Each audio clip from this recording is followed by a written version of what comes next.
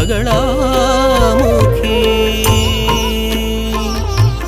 మంగళరూపిణి బగళాముఖి మంగళకారణి బగళాముఖి మంగళదాయని బగళాముఖి మంగళం మంగళం బగళాముఖి. జై జగన్మాత దేవీ భగళాముఖి. లోకా సమస్తా సుఖినో భవంతు. నేను మీతో చెప్పే విషయాలన్నీ ఏదో కాలక్షేపానికి చెప్పే విషయాలు కావు. 40 సంవత్సరాల పాటు నాకు ఇందులో అంటే జ్యోతిష్శాస్త్రం, తాంత్రికం, వేదశాస్త్రాల్లో అనుభవం ఉంది.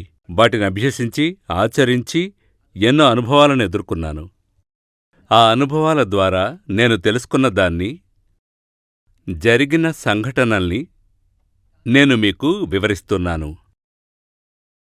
కాని ఆ చోటు, మనుషుల పేర్లు మార్చి చెప్తూ ఉంటాను. ఇప్పుడు మీరు నా దగ్గరకు సలహా కోసం వచ్చారు.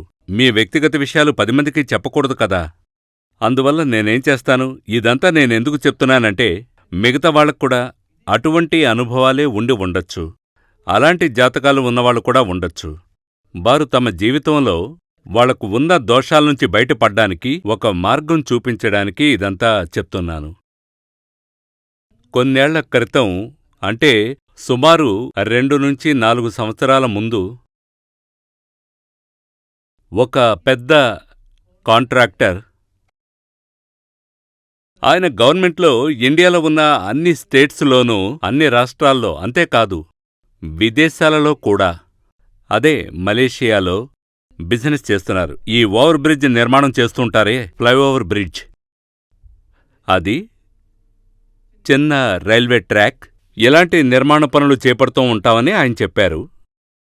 ఆయనకి పెద్ద కంపెనీ ఉంది. ఇదంతా ఆయన చెప్పారు. ఆయన జాతకం చూస్తే నేను చెప్పలేదు, ఆయన చెప్పిందే. పెద్ద కంపెనీ ఉందట, 2000 మంది స్టాఫ్ ఉన్నారట. అటువంటి విలాసవంతమైన జీవితం ఆయనది. ఇప్పుడు ఆయన నా దగ్గరికి ఎందుకొచ్చారంటే, కేరళలో ఆయన ఒక బైపాస్ రోడ్డు నిర్మాణం చేపడుతున్నారట. దానికి టెండర్ నాకొచ్చింది. దాని నిర్మాణం నేనే స్వయంగా చూడనా, లేదంటే సబ్ కాంట్రాక్టుగా ఎవరికైనా ఇవ్వచ్చా? నాకు గవర్నమెంట్ నుంచి వచ్చింది. దాన్ని మరొకరికి హ్యాండోవర్ చేయించా ఒక మార్జిన్ పెట్టుకుని. ఎందుకంటే కేరళలో సమ్మెలవి ఎక్కువగా జరుగుతూ ఉంటాయి. సమ్మె జరిగితే కార్మికులు రారు, అందుకే నాకు భయంగా ఉంది. ఈ సందేహం అడగడానికే ఆయన నా దగ్గరకొచ్చారు. అప్పుడు ఆ విషయాలన్నీ జాతకం చూసి, ప్రశ్న వేసి, ఆయన సందేహాలన్నీ తీర్చాను. మీరే స్వయంగా కాంట్రాక్ట్ తీసుకోవచ్చని చెప్పాను. అది మంచి విషయమే. ప్రజల నుంచి గాని, రాజకీయ నాయకుల నుంచి గాని, గవర్నమెంట్ నుంచి గాని ఎటువంటి అడ్డంకులు రావని నేను ఆయనతో చెప్పాను. ఇదంతా చెప్పి పూర్తయిన తర్వాత ఆయన భార్యాభర్తలు ఇద్దరూ వచ్చారు. వాళ్ళిద్దరూ ఒకరితో ఒకరు దేని గురించో చెవిలో గుసగుసలాడుకున్నారు. విషయం ఏంటని వాళ్ళని అడిగాను. అది మా పిల్లలకు పెళ్లి చేద్దామని అనుకుంటున్నాం, వాళ్ల జాతకం చూసి కాస్త చెప్తారా అని అడిగారు. ఇవ్వండి, చెప్తాను అన్నాను. అప్పుడు కూతురు, అల్లుడు, కొడుకు, కోడలు, అంటే కొడుకుకి, కోడలికి, కూతురికి, అల్లుడికి, అంటే కూతురుతో నిశ్చయమైన అల్లుడి జాతకం, కొడుకుతో నిశ్చయమైన కోడలి జాతకం, ఇలా 4 జాతకాలు ఇచ్చారు. నిశ్చితార్థం అయింది, చాలా గ్రాండ్గా చేశాం స్వామి అని నాతో అన్నారు. పెళ్లి డేట్ ఇంకా ఫిక్స్ కాలేదు, ఈ బిజినెస్ విషయమై నేను కొంచెం బిజీగా ఉన్నాను అన్నారు. వచ్చే నెల పెళ్లి డేట్ ఖాయించేద్దామని అనుకుంటున్నాం అన్నారు. అది వాళ్ళు ఈ నిశ్చితార్థమే చాలా ఘనంగా చేశాము, ఒక పెళ్లిలాగే జరిపించాం అన్నారు. ఎంతో వైభవంగా జరిపించాం, ఎంగేజ్మెంట్కి కార్డులు కూడా వేయించాం, ఒక పెళ్లిలాగా వైభవంగా జరిపించాం అని అన్నారు. అప్పుడు వాళ్ల జాతకాన్ని తీసి నేను చూసి చెప్పాను. ఈ జాతకాన్ని అసలు నాకు ఇవ్వకుండా ఉండాల్సింది అని అన్నాను. ఎందుకు స్వామీ ఇలా అంటున్నారు అని అడిగారు. లేదు, మీరే కదా నిశ్చితార్థాన్ని ఒక పెళ్లిలాగా ఘనంగా జరిపించాం. కూతురు పెళ్లికి ముహూర్తం ఫిక్స్ చేసి పత్రికలందరికీ పంచేశారు. అందర్నీ పిలిచారు. అబ్బాయికి మాత్రమే డేట్ ఫిక్స్ అవ్వలేదు. నిశ్చితార్థం పూర్తయింది. అమ్మాయికి ముహూర్తం ఫిక్స్ అయింది. పత్రికలు కూడా అందరికీ పంచేశారు. అన్నీ అయిపోయిన తర్వాత ఇప్పుడెందుకు నన్ను జాతకాలు చూడమంటున్నారు అన్నాను. మరేం పర్వాలేదు, ఏవున్నా సరే మాతో ఓపెన్గా చెప్పండి అన్నారు. ఇవి పొత్తు కుదరని జాతకాలు అన్నాను. 2 జాతకాలు అస్సలు కలవట్లేదు. మీ అమ్మాయికి పునర్వివాహ జాతకం ఉంది. పెళ్ళయిన తర్వాత ఏదొక సమస్య వల్ల వాళ్ళు విడిపోతారు. ఇది అమ్మాయి జాతకం. ఇక అల్లుడి జాతకంతో కలిపి చూస్తే 1 నెల కూడా కాపురం చేయలేరు. మహా అయితే 3 నెలలు, ఆ తర్వాత విడిపోతారు. అమ్మాయి తిరిగి పుట్టింటికి వచ్చేస్తుంది. ఇలా అని చెప్పాను. ఆయన భార్య ఏడవడం మొదలుపెట్టింది. ఏంటి స్వామీ ఈ విధంగా చెప్తున్నారు? మేము చాలా చోట్లకు వెళ్ళి చూపించాం. వాళ్ళందరూ చూసి బావుందని చెప్పిన తర్వాతే మేము ఈ పనులన్నీ చేశాం. మీరేంటి ఇలా చెప్తున్నారని అడిగారు. ఇది శాస్త్రం కదా, మరి అలాంటప్పుడు అందరూ ఒకేలా చెప్పాలి కదా అని అడిగారు. వాళ్ళడిగింది 100% నిజమే. కాని శాస్త్రాన్ని చదివినంత మాత్రాన సరిపోదు. అనుభవం కూడా ఉండాలి. అంతకు మించి దైవకృప ఉండాలి. నేను వాళ్ళతో అన్నాను, శాస్త్రం చదివితే సరిపోదు. ఆచార్యులకు అనుభవం ఉండాలి, దైవకృప కూడా ఉండాలి అని. నేను చదివిన శాస్త్రం ప్రకారం ఇదింతే. మీరు ఈ వివాహాన్ని ఇంతటితో ఆపేయండి. లేదంటే కూతురికి ఇంకొక వివాహం చెయ్యాల్సి వస్తుంది. అందులో ఎలాంటి మార్పు ఉండదు. వాళ్ళు నాతో వాదించారు, అలా జరగడానికి అవకాశం లేదు అని. వాళ్ళది సాంప్రదాయమైన ఫ్యామిలీ, వాళ్ల మధ్య గొడవలు రావు. నా కూతురు చాలా మంచి పిల్ల, ఎట్టి పరిస్థితుల్లోనూ అలా జరగదు అన్నారు. నేనన్నాను, మీ అమ్మాయిని చూడలేదు, మీ అబ్బాయిని చూడలేదు, నేను కేవలం జాతకం చూశానన్నాను. ఈ జాతకం ప్రకారం ఇలాగే జరుగుతుంది. ముందుగా మీరు మీ అమ్మాయికి మాంగల్య దోషం ఉంది కాబట్టి ఏదైనా పరిహారం చేశారా అని అడిగాను. లేదు, మాకొక గురువుగారున్నారు, ఆయనే మాకోసం పూజలవి చేస్తుంటారు అన్నారు. కాని మా అమ్మాయికి మాంగల్య దోషం ఉందని ఇప్పటివరకు ఎవరూ చెప్పలేదన్నారు. అంటే జ్యోతిష్శాస్త్రం తెలిసిన వాళ్ళు మీ జాతకాల్ని చూడలేదు అన్నాను. ఇందులో మార్పేమీ లేదు. సరే, ఏదైనా పరిహారం చేస్తే మారుతుందా అనే అడిగారు. అది జరగని విషయం. ఎన్ని పరిహారాలు చేసినా కూడా ఈ అమ్మాయి అబ్బాయి జాతకాలు కలవనే కలవవు. మహా అయితే వాళ్ళిద్దరూ 2-3 నెలలు మాత్రమే కలిసుంటారు. తర్వాత కొడుకు జాతకం తీసి చూశాను. అది కూడా సేమ్ అలాగే ఉంది. కొడుకుకైతే అసలు పెళ్ళే జరగదు, పెళ్లికి ముందే విడిపోతారు. ఒకవేళ పెళ్లి జరిగినా కూడా 15-20 రోజులు మాత్రమే, 1 నెల కూడా వాళ్ళు కలిసుండరు. అక్కడితో ఆయన ఆ టాపిక్ని ఆపేశారు. సరే, కేరళలో బైపాస్ నిర్మాణం విషయంలో ముందుకు వెళ్ళొచ్చా అని ఆవిడ అడిగారు. కేరళ విషయంలో ఎటువంటి ఇబ్బంది ఉండదు, అది స్మూత్గానే సాగుతుంది అన్నాను. పరిహారాలేవి అక్కర్లేదు.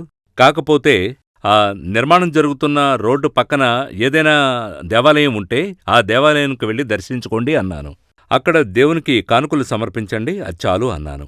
ఏదైనా పని ప్రారంభించేటప్పుడు గణపతి పూజ చేస్తాం కదా, ఆ విధంగా చెయ్యండి, అది సరిపోతుంది అన్నాను. మళ్ళీ వాళ్ళకి ఇంకో సందేహం వచ్చింది. నన్నడిగారు, మీరు చెప్పింది నిజమా స్వామీ, మా అమ్మాయి జీవితం ఇలా అవుతుందా అని అడిగారు. అప్పుడు నేనన్నాను, మీరొక స్టాంప్ పేపర్ తీసుకురండి, నేను దానిమీద రాసిస్తానన్నాను. దాన్ని లామినేట్ చేసి ఫ్రేమ్ కట్టి బెడ్రూంలో పెట్టుకోండి. రోజూ దాన్ని చూడొచ్చు, అందుకే అక్కడ పెట్టమన్నాను. ఎందుకంటే ఖచ్చితంగా నేనేం చెప్పానో అది జరిగి తీరుతుంది. ఇది నేను చెప్పట్లేదు, జాతకం చెప్తోంది అన్నాను. వాళ్ళు బిక్కుమొహాలేసుకుని తిరిగి వెళ్ళిపోయారు. తర్వాత 1 నెల, నెలన్నర గడిచింది. ఆయన ఫోన్ చేసి మా మేనేజర్తో మాట్లాడాడట, స్వామిగారితో అర్జెంటుగా మాట్లాడాలి అని. నేను సాధారణంగా ఎవరితోనూ ఫోన్లో మాట్లాడను. ఇక్కడ నా దగ్గర మేనేజర్ హోదాలో ఉన్నవారే మాట్లాడతారు. అప్పుడు మా మేనేజర్, వాళ్ళు చాలా అర్జెంటుగా మాట్లాడాలట అని అన్నారు. సరే ఇవ్వండని నేను మాట్లాడాను. మాట్లాడినప్పుడు వాళ్ళేమన్నారంటే, స్వామీ, కూతురికి విదేశంలోనే పెళ్లి జరిపించాం.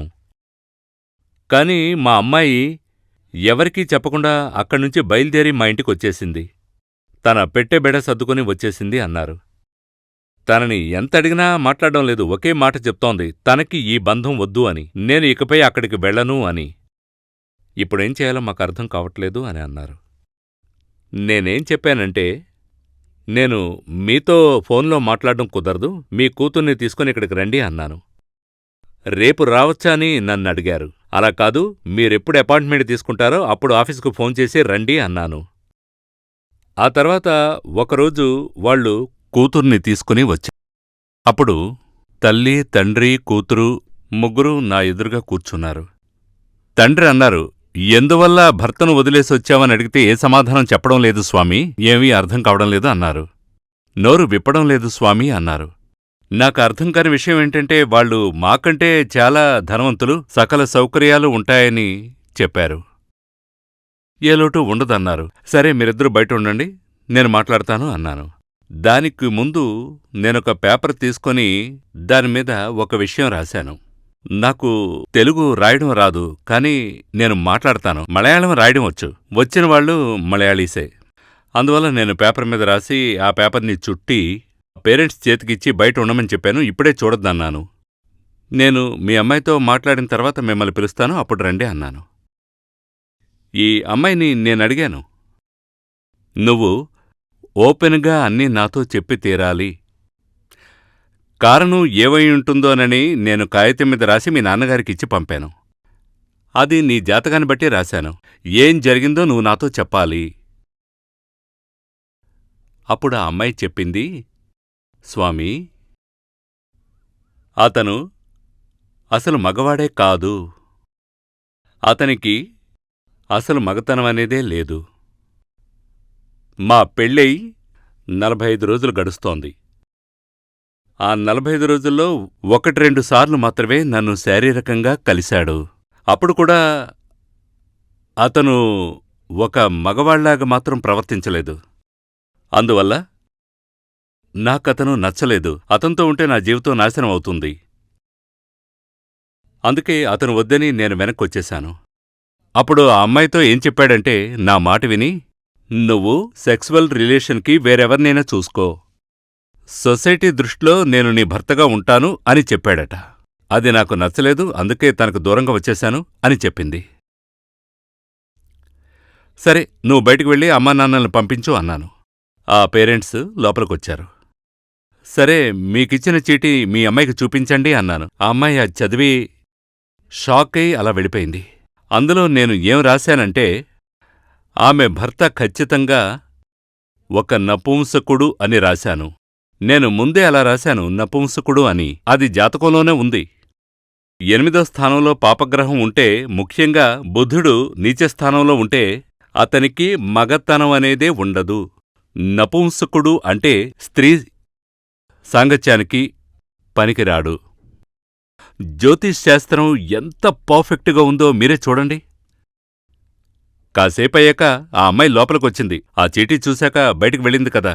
అమేజింగ్ స్వామీ, మీరింత కరెక్ట్గా ఎలా చెప్పగలిగారు? ఇదే కారణం. వాళ్లంత ధనవంతులం కాకపోయినా మేము కూడా ధనవంతులమే. మాక్కూడా సొంతంగా ఓ ఫ్లైట్ ఉంది. భాగ్యవంతులం. నాకిక్కడ అన్నీ ఉన్నాయి, ఏ లోటు లేదు. భర్త కోసమే కదా నేనక్కడికి వెళ్ళాను పెళ్లి చేసుకొని. కాని ఆ భర్త చేతకానివాడైనప్పుడు నేనెందుకు అక్కడ ఉండడం అని ఆ అమ్మాయి అంది. అదేవిధంగా ఆ అమ్మాయి సోదరుడి, నేను చెప్పాను కదా, జరగదు, ఒకవేళ జరిగినా కూడా 1 నెల రోజులు కూడా కాపురం చేయరు అని. అసలా పెళ్ళే జరగలేదు. పెళ్లికి ముందే పెళ్లికూతురు వద్దంది. నేనితన్ని చేసుకోను. అదే నేను చెప్పేది కొడుకు గురించి. పెళ్ళి, ఎంగేజ్మెంట్, నిశ్చితార్థం జరిగింది, కాని నాకు ఈ పెళ్ళి వద్దు అనేసింది. మొత్తానికి ఆ 2 పెళ్ళిళ్ళు చెడిపోయాయి.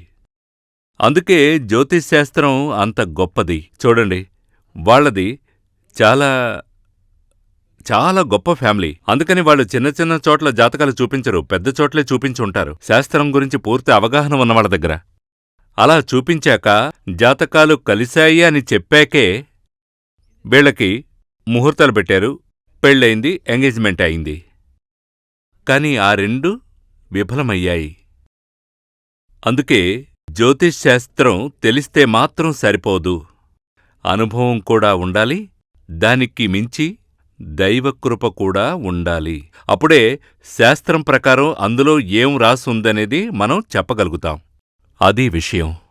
అంటే వైద్యం చేసే డాక్టర్లు చాలామంది ఉంటారు, కాని హస్తవాసి గల డాక్టర్స్ ఒకరిద్దరే ఉంటారు అని అంటుంటారు కదా. మరి దీని అర్థం ఏంటంటే దైవకృప గలవారు, అదే హస్తవాసి గల మంచి డాక్టరు అని చెప్తూ ఉంటారు. హస్తవాసి కలిగిన వ్యక్తి అంటే దైవకృప కలిగిన వ్యక్తి అని అర్థం. అంటే అంత దైవత్వం కలిగిన వ్యక్తి అయి ఉండాలి మీ పురోహితుడు. అలా ఉంటేనే మీ భవిష్యత్తు గురించి, మీ యొక్క భూత భవిష్యత్తు వర్తమానాల గురించి ఆయన చెప్పినట్టుగా మీ జీవితంలో జరుగుతుంది. అలా జరగాలి అంటే శాస్త్రం గురించి తెలిస్తేనే చాలదు, దైవత్వంతో అనుభవజ్ఞుడయి ఉండాలి. ఇప్పుడు మీ జీవితంలో, అంటే మీ జీవితంలోనైనా లేదా మీ పిల్లల జీవితంలోనైనా సరే, దాంపత్య జీవితం సంతోషంగా ఉండాలి అంటే, సుఖమయంగా ఉండాలి అంటే ఏం కావాలి? డబ్బు కావాలి కదా. డబ్బు లేకపోతే ఏం సుఖం ఉంటుంది ఈ కాలంలో? ధనం ముఖ్యం ఈ కాలంలో. మరి ధనభాగ్యం 2 జాతకాలు కలిసినప్పుడు ఉంటుందా లేక ఉండదా అనేది తెలుసుకోవాలి. అది చాలా ముఖ్యం. సంతానభాగ్యం ఉంటుందా అనేది కూడా తెలుసుకోవాలి. ఇద్దరూ కలిసినప్పుడు ఆయుష్ దోషం ఉంటుందా అనేది కూడా తెలుసుకోవాలి. ఇవన్నీ తెలుసుకోవాలి. ఎందుకంటే మీ ఇద్దరు పిల్లల జాతకాలు చూసిన వ్యక్తి శాస్త్రీయ పద్ధతిలో జ్యోతిష్యం గురించి తెలిసినవాడై ఉండాలి. లేదంటే ఇంతకు ముందే చెప్పినట్టు పెళ్ళైనా కూడా సంతోషకరమైన జీవితం ఉండదు, లేదంటే వాళ్ళిద్దరూ విడిపోతారు. ఇప్పుడు ఒక్క నెలలో, అదే ఈ కరోనా 2వ స్టేజ్ రావడానికి ముందు హైదరాబాదులో సుమారు 120 జాతకాల పైనే చూశాను. వాటిలో 60 కంటే ఎక్కువ జాతకాలను నాకు చూపించడానికే వచ్చినవాళ్లు వివాహ రద్దుకి సంబంధించిన కేసులే, డివోర్సులు, వాటికోసమే వచ్చారు. కొంతమంది 5 ఏళ్లుగా కేసు నడుస్తోందన్నారు, కొంతమంది 3 ఏళ్లుగా కేసు నడుస్తోందన్నారు, ఏడాదిగా కేసు నడిచేవాళ్లు కొంతమంది. కేసుకు వెళదామా లేదా మ్యూచువల్ అండర్స్టాండింగ్తో విడిపోవచ్చా అని అడిగారు. అసలు దీనంతటికీ కారణం ఏంటి? సరైన వ్యక్తికి జాతకాలు చూపించకుండా పెళ్లి చేయడమే. అందులో ఎక్కువగా లవ్ మ్యారేజ్లే ఉన్నాయి. ఈ లవ్ మ్యారేజ్లు ఇప్పుడు మీరే చూడండి. కోర్టుకు వెళితే గనక కొన్ని వేలల్లో డివోర్స్ కేసులుంటాయి. వాటిలో 50% కంటే ఎక్కువ, 60% కంటే ఎక్కువ అనుకోండి, ఖచ్చితంగా ప్రేమించి పెళ్లి చేసుకున్న వాళ్ళ కేసులే ఎక్కువ. దానికి కారణం ఏంటంటే ఈ కాలంలో దైవ నమ్మకం, ఈశ్వరారాధన, తల్లిదండ్రుల్ని గౌరవించడం ఇవేమీ లేవు. అందువల్ల దైవకృపే లేదు. ఒకరికొకరు చూసుకుంటున్నారు, ప్రేమించుకుంటున్నారు, లవ్ చేసుకుంటున్నప్పుడు అమ్మాయి యాక్ట్ చేస్తోంది, అబ్బాయి యాక్ట్ చేస్తున్నాడు. ఈ యాక్టింగ్లోనే అలా కొంతకాలం ప్రేమించుకుంటున్నారు, పెళ్ళవుతుంది. ఆ తర్వాత వాళ్ళిద్దరూ కలిసి ఒక ఇంట్లో ఉన్నప్పుడు ఈ యాక్టింగ్ అంటే ఈ ముసుగు పూర్తిగా తొలగిపోతుంది. అప్పుడే నిజమైన స్వరూపం బయటపడుతుంది. అబ్బాయికి అమ్మాయికి కూడా ఒకరికొకరు నచ్చకపోవడం, గొడవలు పడ్డం, ఇద్దరూ కొట్టుకుంటారు, విడిపోవాలనుకుంటారు, కోర్టు వరకు వెళతారు. ఇలా ఎవరూ కోర్టుకు వెళ్లొద్దు. ఎందుకంటే కోర్టుకు వెళితే మీ జీవితమే కదా నాశనమయ్యేది. 5 ఏళ్ల పాటు 30 ఏళ్ల వయసులో డివోర్స్ కోసం కోర్టుకు వెళితే 5 ఏళ్లు గడిచిపోతాయి. అన్నేళ్లు కేసు నడుస్తుంది, 35 ఏళ్లొస్తాయి. ఆ తర్వాత ఇంకో అమ్మాయిని చూసుకుని పెళ్లి సంబంధం కుదుర్చుకొని ఈ తతంగానికి 2 ఏళ్లు గడిచిపోతాయి. అంటే మీ యవ్వనమంతా వృధా అవుతోంది కదా. ఇది అమ్మాయికైనా అబ్బాయికైనా ఒకటే కదా. భాగస్వామి నచ్చలేదా, ఒక మంచి అడ్వకేట్ని కలవండి, మ్యూచువల్గా విడిపోండి, చక్కగా ఇంకో పెళ్లి చేసుకోండి. యవ్వనకాలం అయిపోయిన తర్వాత, యవ్వనమంతా వృధా అయిన తర్వాత సెక్సువల్ లైఫ్లో ఇక ఏ సుఖం ఉంటుంది? అందుకని పెళ్లి చేసుకోవడం ఎందుకు? సెక్సువల్ సాటిస్ఫాక్షన్ ఉండడం కోసమే. అందుకని జీవితం నచ్చలేదా? ఒకరి మీద ఒకరికిష్టం లేదా? సంతోషంగా నలుగురు పెద్దవాళ్లతో కలిసి కూర్చుని మాట్లాడి ఓ అడ్వకేట్ని పిలిచి మ్యూచువల్గా విడిపోండి, కొత్త జీవితాన్ని ప్రారంభించండి. కాని దానికి ముందు ఎందువల్ల ఈ విధంగా జరిగింది అని ఓ మంచి జ్యోతిష్యం తెలిసిన ఆచార్యుల్ని కలిసి వారి దగ్గర్నుంచి ఓ మంచి సలహా తీసుకోవడం మంచిది. జై జగన్మాత బగళాముఖి. సమస్త భక్తానాం సర్వాభీష్టం సాధయ సాధయ క్రీం ఓం స్వ. శ్రీ సూర్యమంగళం అద్వైత వేద విద్యాపీఠంలో తాంత్రిక పూజల్లో సిద్ధహస్తులైన ఎందరో ఆచార్యులు అమావాస్య, పౌర్ణమి రోజుల్లో ప్రత్యేక యాగాలు నిర్వహిస్తారు. ఈ యాగాల్లో పాల్గొనడం ద్వారా తల్లి శ్రీ బగళాముఖీదేవి అనుగ్రహం వల్ల సర్వదోషాలూ పోయి సకల సౌభాగ్యాలు మనకు కలుగుతాయి. శ్రీ సూర్యమంగళం అద్వైత వేద విద్యాపీఠం జ్యోతిష్యం, ప్రశ్నలు, వాస్తు, తాంత్రిక పూజలు మరియు వేదయాగాలు నిర్వహిస్తారు. సంప్రదించవలసిన నంబర్ 7305442299 7305442299. చెన్నై, కోయంబత్తూర్, బెంగళూరు, హైదరాబాద్, విజయవాడ, ఢిల్లీ, ముంబై, తిరునల్వేలి, టెక్సాస్.